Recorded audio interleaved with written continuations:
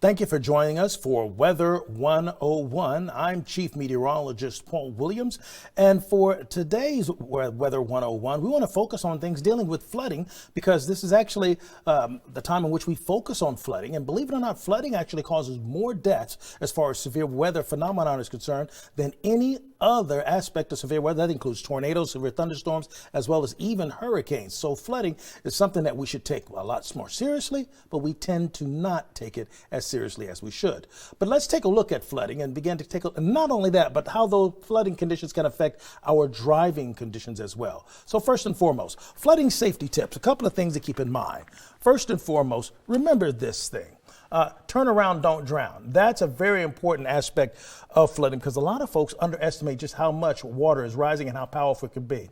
Try to move to higher ground when it comes to flooding. If you're in a low-lying area and it historically has a problem with drainage, you know that you're susceptible in your area. Do not attempt to drive through flooded roads. This is where a lot of people underestimate it, particularly if you have a SUV or a truck and you tend to believe that you can deal with any kind of rushing water, but it doesn't take much in the way of water to actually move a vehicle. Believe it or not, 1 foot of water will float most vehicles, just a foot of water, which isn't necessarily up to the door and all that, so it's not as much as you think it would be. And then 2 feet of rushing water can carry away most vehicles, including SUVs. But even if you don't have 2 feet of water, you can still be susceptible to having problems with floodwaters and flooding conditions. Now, do not drive around barricades. If we have a barricade if we have barricades that are set up to avoid water, that's a big sign for you to drive around or turn around and don't drown. Now let's talk about hydroplaning.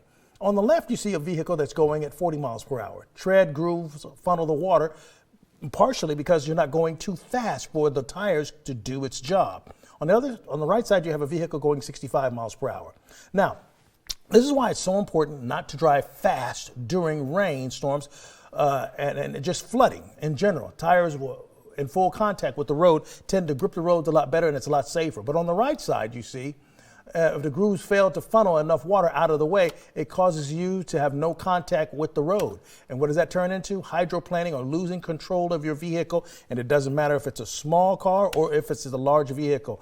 The factors that will increase that chance of you hydroplaning: speeds over 45 miles per hour. In addition to that, low tire tread depth, if you have old tires on your vehicle, deeper water on the road, which you can't necessarily gauge with each puddle that you would go through. And all it takes is 1 puddle for you to lose control of your vehicle. And of course, too high or too low of tire pressure on your vehicle in the first place. And then of course, the larger the tire width, the more you're likely to hydroplane. Yeah, that's something that most folks don't realize. The larger or the wider your tire width is, the more likely you are to actually hydroplane. So that's why it is vitally important that that you do all that you can to avoid that kind of hydroplaning. Once again, just keep that in mind as we are continuing to stay focused on flooding for this season. I'm Coast TV Chief Meteorologist Paul Williams, and this has been Weather 101.